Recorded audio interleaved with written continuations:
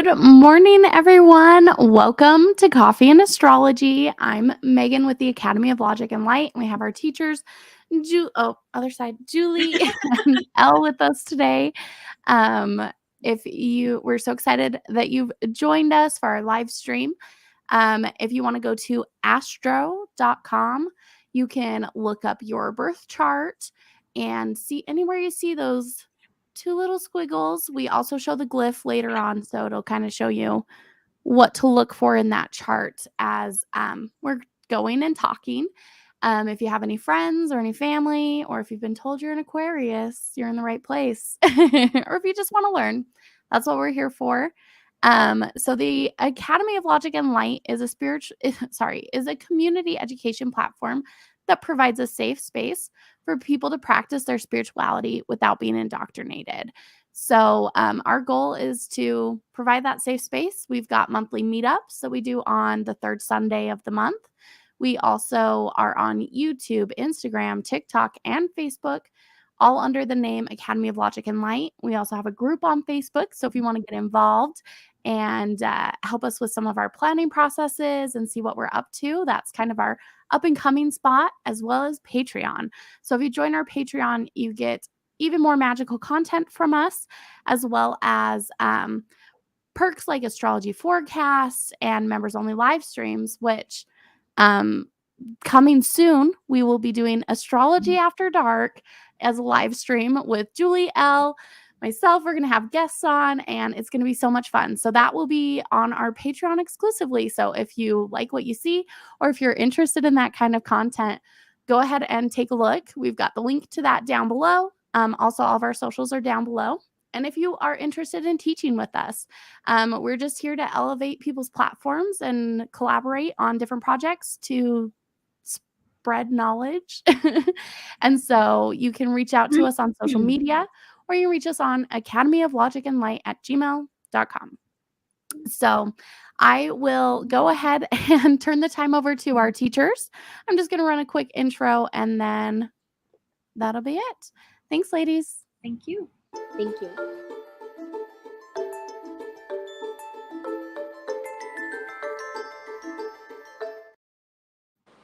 Good morning. Hello. And we're on. I'm like, how is it already Tuesday again? This I week know. very fast. Time has been flying. Yeah. Planning a building a remodeling a house. I'm like roughing it today, everyone. So just bear with me. We're in the new house, so that's exciting news. However, nothing is really put together. We're just kind of like camping. So Thank you for being dedicated. oh, absolutely. I'm like, just if my cat or my baby, you hear them in the background, just know that they're very angry because they don't have their normal setup. Poor babies. It's hard to be displaced. I know. They're doing great. They're chilling. Let's see here. All right. So we're almost at the end of going through all the zodiacs, which is crazy that can't believe we've been doing this long too. Yeah, no, that's awesome. Very exciting. All right, Aquarius facts. January 20th through February 18th. They are assertive, independent, progressive, analytical, original, and inventive, has strong dislikes and firm opinions. That is true for every Aquarian that I know. Absolutely. Duality is masculine, the triplicity is air, and the quadruplicity is fixed.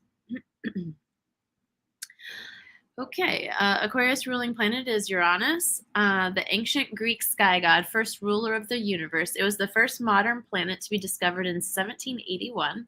It is the planet of change, disruption, the unconventional and unexpected. Rules invention, aerodynamics, and modern science.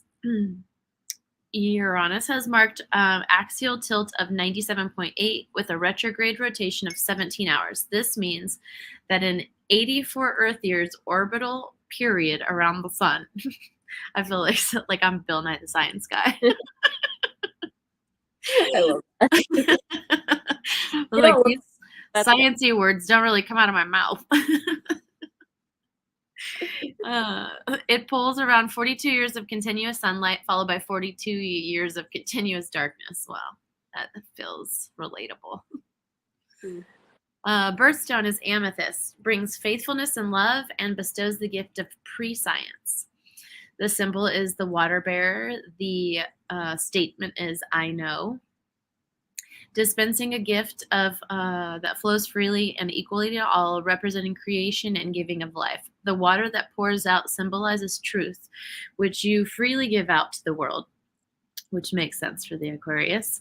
The pictograph represents the water that flows from the vessel of the water bearer. It is also a picture of the human ankle in motion, the part of the body that Aquarius rules. In symbolic terms, the rigid, unbroken lines represent electric energy, universal thought, and the wisdom of the future. Fun facts: the metal is uranium. The special color is electric blue, the clear color of the sky. Lucky day is Wednesday, and lucky numbers are 1 and 7. Fun facts: the flower is an orchid. The trees are fruit trees. The cities are Stockholm, Moscow, Buenos Aires, and Salzburg. And the countries are Russia, Sweden, and Ethiopia. All right. Do you have anything in your chart for Aquarius? So my chart ruler is Aquarius.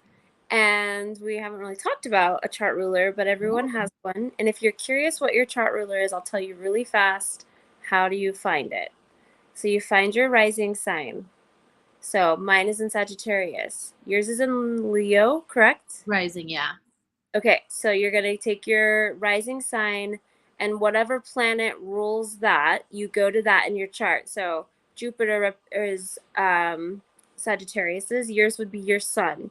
So then you go to your that planet. Mine's Jupiter. You would look at your sun, and that house and that sign that it's in is your chart ruler. And it kind of goes through the what that means. What a chart ruler means is that's the theme of your life almost.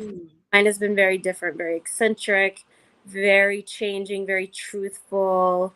My life has been very, the theme I would say of any sign would definitely be Aquarius like, because it's so different. It's forever changing. It's evolving. Like my life has been nothing but like evolving into like more power for myself, but not myself. It's been really interesting. So lots of Aquarius energy I have on. So if my sun is in the 5th house, that's ruled by Leo, then my house is my chart's ruled by Leo. So it's not the house, that's just the theme. So yours is Capricorn because it's your sun. Okay. Yours is Capricorn and in the 5th house. So your life theme would be like being responsible, but also having fun. Okay, I can vibe with that. That's kind of the best way I would describe that one. Like you're very fun and like free and just having a good time, but also your sun is Capricorn, is very responsible. So that's kind of how that works. So if you're ever looking for your chart ruler, if you need me to put that in some notes somewhere, I can, because it took me forever to figure out, like, how do I find my chart ruler? Hi, hello. Oh, cutie. He says, what's my chart ruler? So savvy. Cuddles. Cuddle. Just give cuddle. All right, so I'm going to go through the planets in Aquarius. Go lay down. Go lay down. Come down here. Do something. So the sun, Aquarius people, Aquarians. I like to call them Aquarians because it sounds like alien, and that's kind of what they remind me of. They're very different. They are so far to me like different than them and Pisces, the two that I'm like, they're just very out there, and they think on their own terms. Like they don't conform. They're not people that conform easily. They are very set in their ways, and it's very difficult to. Sorry, I'm trying to like hold this stuff. It's very difficult to persuade them to think otherwise. Like if they believe something, like that is truth to them, and they're not easily, changeable. They're fixed. They're a fixed sign, so that makes sense in itself. But when I see a car driving and they have like 1,000 bumper stickers that are like, fuck you, you're too close, anti-religion. I mean, name it. Like when I see a car with all the bumper stickers, I instantly am like, oh, that's an Aquarius for sure. Like their opinions are out there. They're very like controversial. They do not care. You don't like it, don't look at their car kind of attitude. So I don't know. I just think of Aquarius when I see that because it's such an Aquarius thing. Like to just be so passionate about all these things that are, different. And that's just kind of Sun Aquarius energy. The moon is, I put reactive really funny because I've never met an Aquarius moon that is rational ever. Do you have an Aquarius moon friend that's rational? I'm actually about to check. I'm like, let me see. I would like to know because I have a daughter who is a Taurus Sun, Aquarius moon, and she's a sweetheart most days, but she is so reactive. And I've been watching her whole life, and I'm like, oh, okay, well that must just be, what it is. Well, then I meet a friend who's a Capricorn with Aquarius moon. Same crazy reaction. Like just you say My something, ex. fly off the hinges. Was he reactive? Yeah, quite. Oh yeah. Yeah. Quite. It does not surprise me. Yeah. Yeah, and then I meet another girl who has a Libra with an Aquarius moon, and I'm like, okay, maybe this will they're trying each other, the sun and the moon. Maybe there's no chill with that one either. And then lastly, my father-in-law, he's a Virgo with an Aquarius moon, and he finds himself coming back and being like, I think I might have overreacted. It's like, maybe. It's just such I don't know. An Aquarius is not a feeler, it's a thinker, it's an air sign. When you have air in the moon, area of your chart, it can be challenging to understand emotions. It can be challenging to accept them because it's not naturally what feels right. So when you're, you have these emotions and it's in a placement that's just not an emotion feeler, it can be very difficult. And this is one of those placements. These are people that, think, not feel.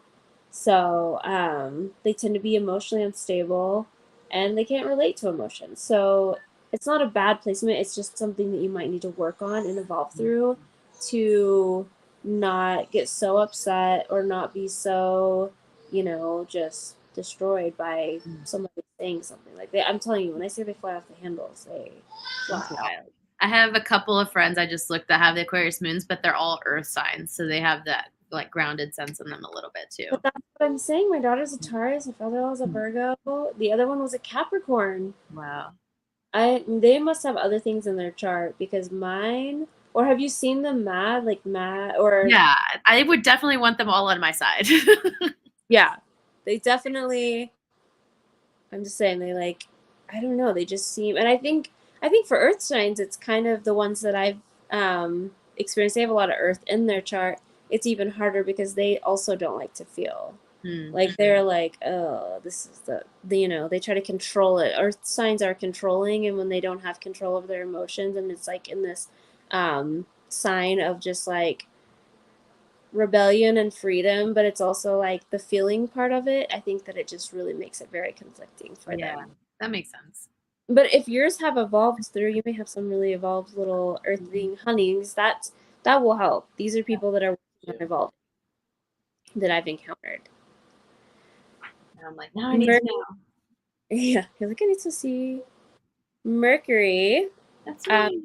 So when you have an Aquarius and Mercury, like they are just so, I don't know. I think these people, their minds are extraordinary. They're visionaries. They're very clear-minded. Like they know what they want. They know what they expect. If you don't meet their expectation, they're probably not going to talk to you. They're not going to entertain you. These, each sign kind of has a theme, and I would say that Aquarius theme is like free, but also like no bullshit. Like very fun, very light, but they don't like to BS about a lot of things. They're kind of more on the serious side. For an air sign, they're very serious. The other two were just kind of like wandering aimlessly. This is not Aquarius. they're on a mission, they have a plan, and don't stand in their way. And don't tell them, that they're wrong, because they're not going to take that either. They're very fixed and they're very stubborn. That's me. Very much so. No, you're a sweetheart. What are you talking about? I've got the Mercury and Mars in Aquarius, so now I'm like realizing the feisty isn't always from the Leo. Yeah. Oh yeah. Aquarius to me are assholes, but in like the best way. Right. They're good. They're great friends to have, but they're assholes a lot of times. When I meet a girl and she's really dark aesthetic, and I automatically assume Scorpio, but then like if it's like asshole dark aesthetic, I'm kind of like, are you an Aquarius in like maybe the 8th house or something? I'm like Aquarius, but in like a dark, maybe 12th house, 8th house for sure. If not, it's very, very interesting. All right, and Aquarius Venus. These are open-minded in relationships. Also very freaky. And when I say freaky, I mean like eccentric, weird things. I feel like a lot of these people are into a lot of different things. Sexually, in relationships. Like I could see this being a relationship where the couple does the I don't know, where they dress up and they go to like fairs, like Renaissance fairs. Oh. Like I wasn't expecting you to say fairs after dress up. That too. All the things. I was like, oh, where are we going? Are we already at the after dark? Here we are. Been practicing. I'm just like, interchanging them, both of them now. No. But all the things, bedroom, yes, probably all sorts of costumes and gadgets and things. But I mean, like as far as like relationship doing things together, these are eccentric, off the wall kind of dates, like Renaissance fairs and dressing up, or just different. I mean, anything that's different. Going hunting for aliens. I see that being something that these Venus Aquarians are into, like date wise. If you're dating a Venus Aquarius, take her or him to go, find something cool that like has been undiscovered, because that's really what's gonna help them thrive, and what they're probably fall in love with you, honestly, at that point. And when I say open-minded in relationships, like I feel like it's one of those signs that doesn't necessarily want like an open relationship. I'm not saying like, you can just, it's a free for all, but I do think that they could be open-minded enough to, if you were someone, Savvy's joining live. He's like, I'm going to sit back. He's so cute. He's so silly. But, sorry, squirrel. But in relationships, these people can just really, I think, be understanding, be open-minded. They just tend to be more free and not so like, and not always, but typically what I've seen. Mars in Aquarius, they have powerful minds, they need to be free, and they can be aggressive. Mars is about action and how you take action, and Aquarius is for a fixed sign too. They are kind of self-starters. They do, like to get things going, and sometimes they push a little too hard, and if things aren't going their way, they can tend to be aggressive because they truly believe that their way is the best. And that's that. It is.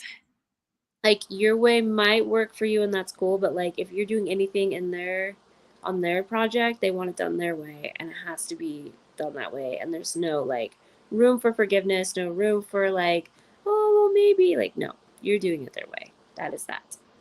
And that's okay. Hopefully they have a career that's very catering to that. The Aquarius rising, eccentric, weird style, and outgoing. I've talked about this girl before. She's a Virgo, but she owns a salon, and she's like bright green. There's graffiti on the walls. It's like pink, bright colors. And I was like, she's an Aquarius. She's an Aquarius. And like, that's what I think of an Aquarius rising, is like really bright, eccentric. Like you can spot them from a mile away. Short bangs, like they're cute. Short bangs. I'm like, she's an Aquarius. Oh, it's kitty time. They need all the. And he spilled water. Oh shit. It's all good. I thought it was going to be Winston today because he was the one standing on the table throwing off one rock at a time. I know. Now the baby's crying. It's fine. Welcome to astrology. All things. The beauty of live. But yeah, that's the planet Aquarius. Any of those. I'm sure you're a sweetheart, but I'm sure you're also probably an asshole. Oh, me? Yeah. It's good though. People say that. 100%. Aquarius in the first house. So these are the free thinkers. They think outside of the box. They can sometimes be extreme. If when you think of like an Aquarius energy in the first house, Aries, extreme is probably an understatement, honestly, because I mean they're both very fiery in the sense of like passion about how they feel and what they think is right. So that would be Aquarius in the first house. Aquarius in the second house, they make money in weird ways. They like projects with others and they can be very unconventional. So, I was just making sure I read that right. I was like, wait. So, this is one of my favorite placements because I like to see people come up with creative ways to make money. And Aquarius and when I say creative, it's not even like just doing different things. It's like doing really weird things. Like I was saying, like exploring or trying to find aliens. Like that's such an Aquarius thing. But like making a living off of it, making alien ghost hunters. Like I find them doing really crazy, eccentric things for income when I see an Aquarius in the second house. An Aquarius Sun in the second house. An Aquarius Sun in the third house, these are free thinkers, they're independent, and love siblings. So third house is Gemini, represents Gemini, and Gemini and Aquarius, their energies vibe really well. Neither one of them feel a lot. They like to have fun. Gemini likes to talk. Aquarius is like thinking. They love to think. So when this energy of an Aquarius Sun is in this house of this, they tend to speak more. They tend to think very just about all the different things. Like their mindsets are just so out there, so outside of the box. Like they can think of the craziest things that most of us would be like, oh, like I would have never in a million years thought that. If you've said that to someone, could be an Aquarius in the third house because that's kind of the energy that they possess. Aquarius in the fourth house. These people, a little different energy for an Aquarius. They like consistency. They do like a family dynamic, but it's different. It doesn't look like the traditional, the mom stays at home with the kids, the dad works. Like these people are probably staying up late till 11, partying with their parents. Not partying, like when I say partying, I don't mean like drinking. Like I just mean like watching TV or doing things or saying. I just see like late nights. The kids doing, different activities with the parents, very involved. Like this is such an energy of like a funky, fun household that, this parent probably lets their kids paint their walls, like, oh, why not? It's good. It's good for the brain. Be creative. So this is a fun energy because it's very different. There are a lot of times Aquariuses can be very isolated. They like their alone time. This brings it a little different where they want a family and they do want children, because I find a lot of my Aquarius energy friends or Aquarian friends don't have children and aren't interested in having children. Yeah. Not all of them, but a lot of them. And so this just is kind of one of the things that they like to have their own space, and these people might be a little more open to like a bigger family. So cute. Very cute. Right. Okay. Aquarius in the fifth house. These are artists. They're happy. They love to have fun. So the fifth house is kind of the opposite of Aquarius. The fifth house is Leo, which is the polarity of Aquarius. And these people really have an ability. I know I always go to artists in the fifth house because I just feel like that's such an artist energy to have your sorry, I'm on my phone, so it's like coming through every text message. Throws me off. I'm already like squirrely. It's like so hard to stay focused. Um, but they always tend to be artists. They have a vision. They're very expressive. Like Aquarius are one of the most expressive signs. So this is kind of how they express themselves.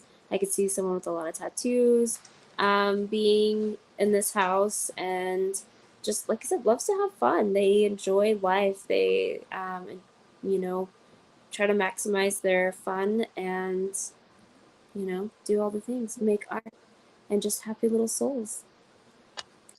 Aquarius in the sixth house, they really do enjoy they like what they do for a living. They really enjoy it. These aren't people that are gonna go to work at a 9 to 5 that they hate every single day, or like a warehouse job they hate every single day. This is not going to happen. This is not for them. They need a career that's freeing, and something that works on the community is something that would be really good for these people, because the sixth house energy is like helping others and doing for others, and the Aquarius energy is just they're so based, like they're so focused on community and making it's like a bigger cause.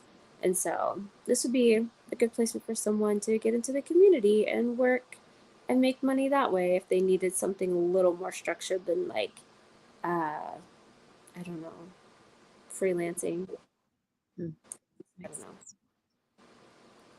The seventh house, Aquarius in the seventh house.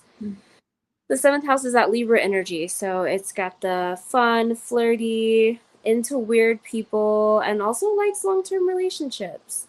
So I'll go into the weird people. Like, you just ever see those couples, they're both like, you just see them and you're like, they're weird as fuck, and you just know it.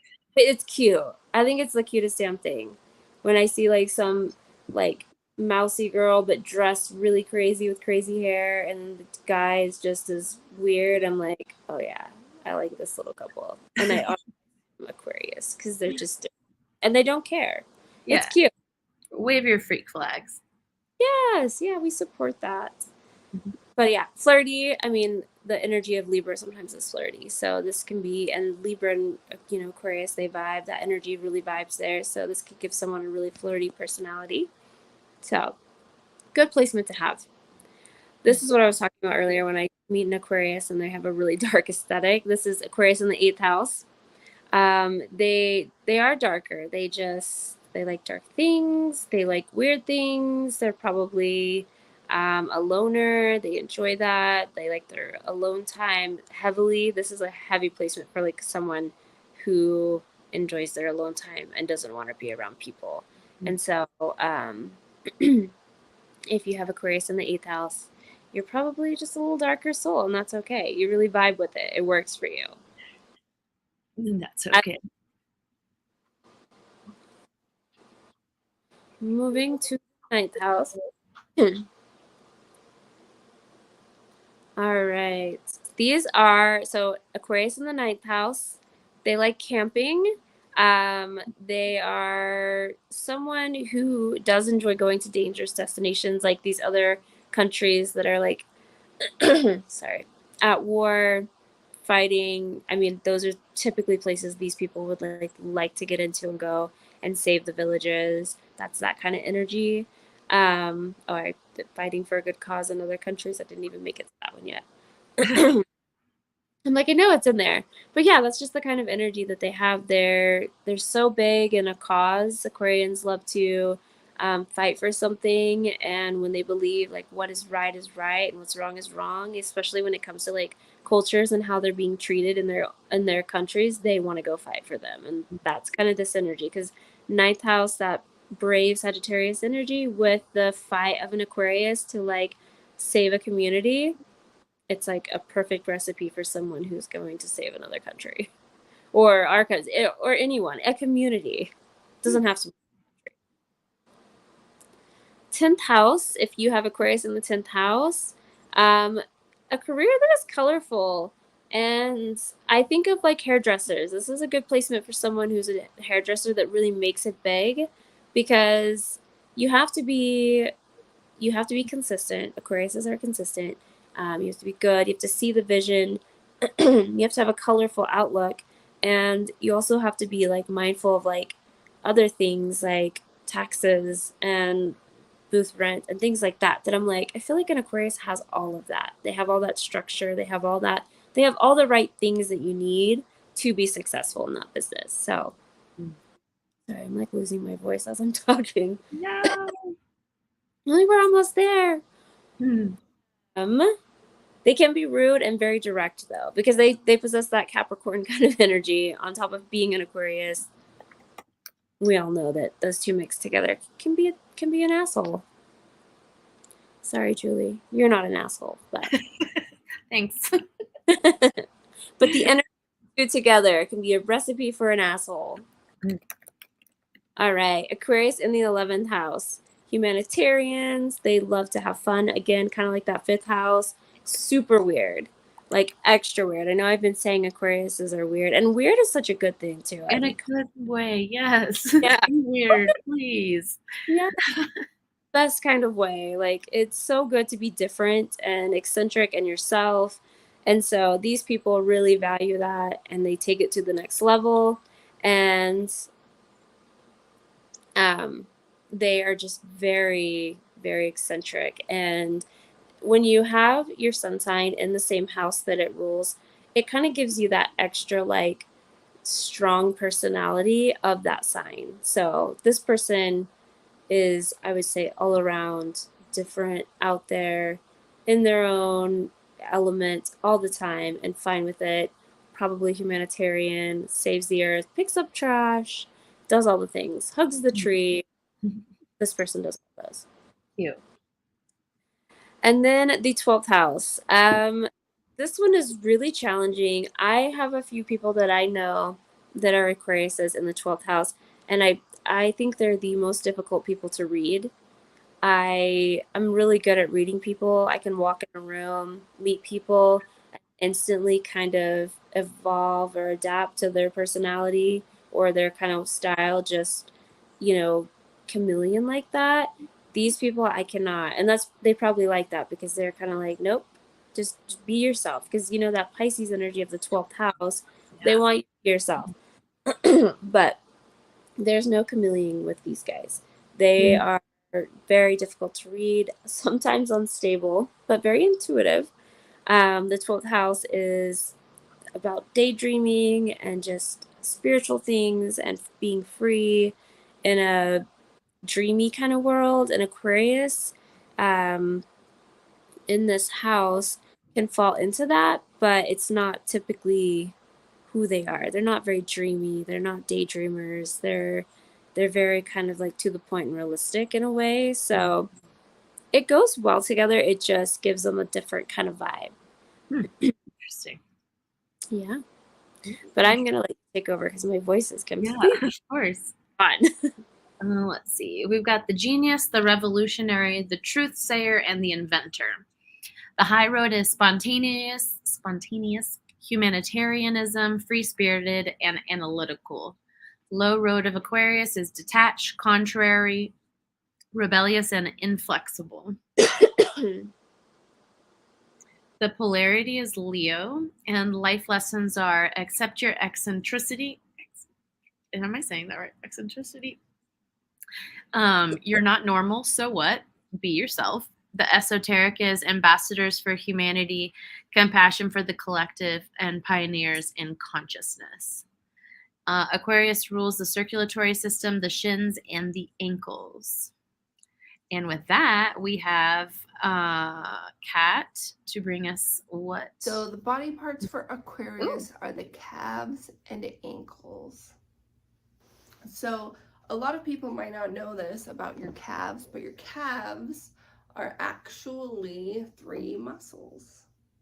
A little bit more than that.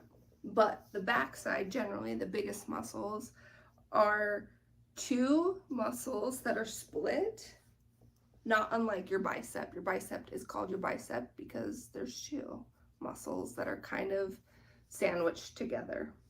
That's similar with your calf. And then there's one muscle that runs underneath that all the way down. And that muscle has a tendency to get very tight. Tight calves can lead to knee issues. Knee issues can lead to hip issues. The body is connected. So making sure that your calves are good and loose and stretched out is a great way to make sure that your entire body is supported and taken care of. And giving yourself a calf massage is super easy because calves aren't that difficult to get to. Back muscles are hard to get to, shoulder muscles can be tricky, even arm muscles can be a little bit awkward, especially if you're not very flexible. But calf muscles generally are pretty easy to reach. But calf muscles and this general part of your leg can be a little bit deceiving, which I think is a little bit Aquarius, if you know what I mean. There's two bones that run from your knee to your ankle.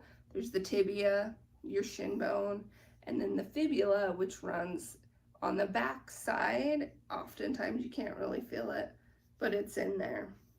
And then you have a whole plethora of little muscles that run here.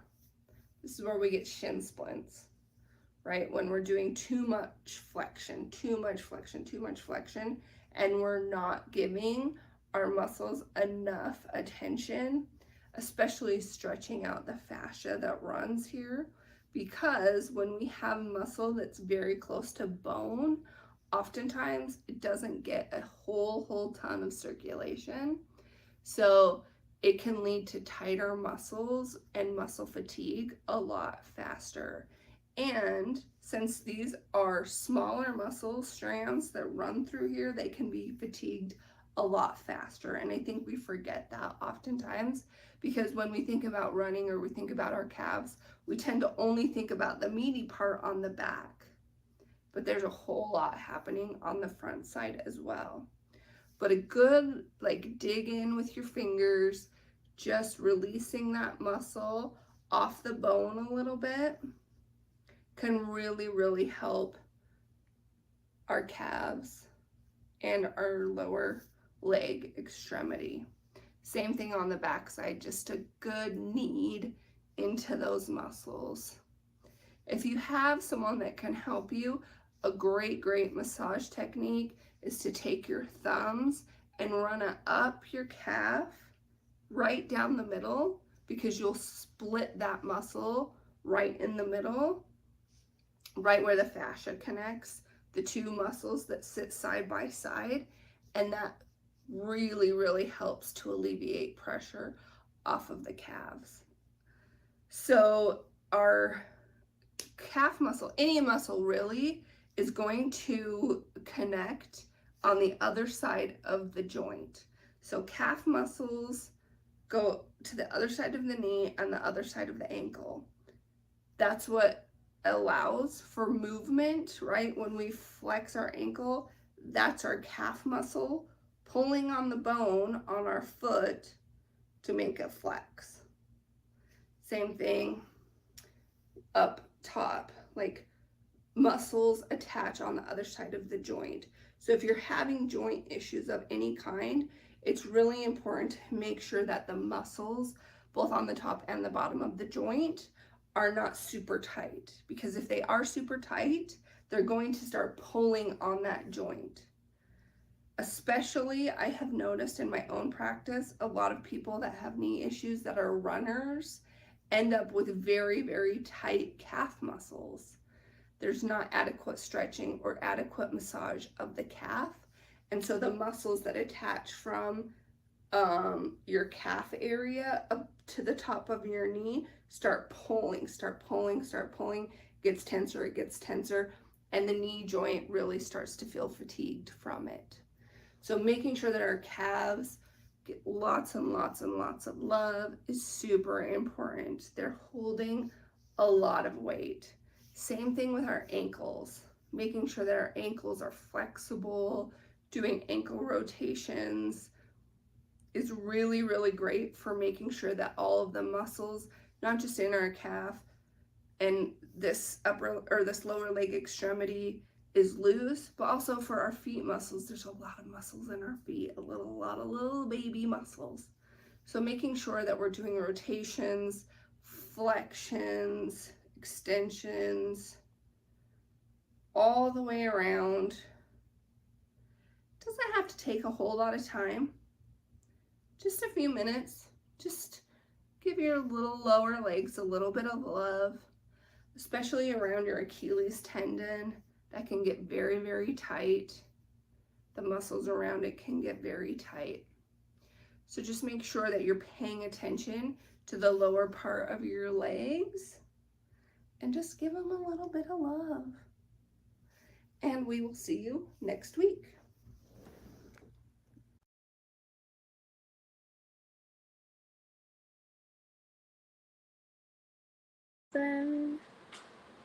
Awesome. Thanks, Okay. Kat. Woo. She always does so great. I'm always I like, know. I always learn so much. All right, here we go. What qualities would you expect from someone with their Saturn in Aquarius? Ooh, Saturn and Aquarius. That's a good one. So Saturn is the planet that teaches you things, and Aquarius is telling you, you know, maybe be a little more free, maybe be not so traditional and stuck in conservative ways. Break out of that, break free of that. Things might happen in your life that push you out of that comfort zone, which is uncomfortable, but good and necessary. So, anytime I see someone with a Saturn in Aquarius, I feel like they come from something very traditional, and that through life they have to evolve and be less traditional and be very it's pushing you to be different, and just teaching you to be free and really, do what you want to do, not things for others. Don't look a certain way or act a certain way because of what society expects from you. Be you and do what you want to do. Be a weirdo. Be a weirdo. Maya says Aquarius is my chart ruler too, as the moon Cancer rising is there. Ooh, fun. I mean, we just go through my sun. Sun Aquarius rising, and Uranus is also there, so it's his ruler too. Nice. Yeah.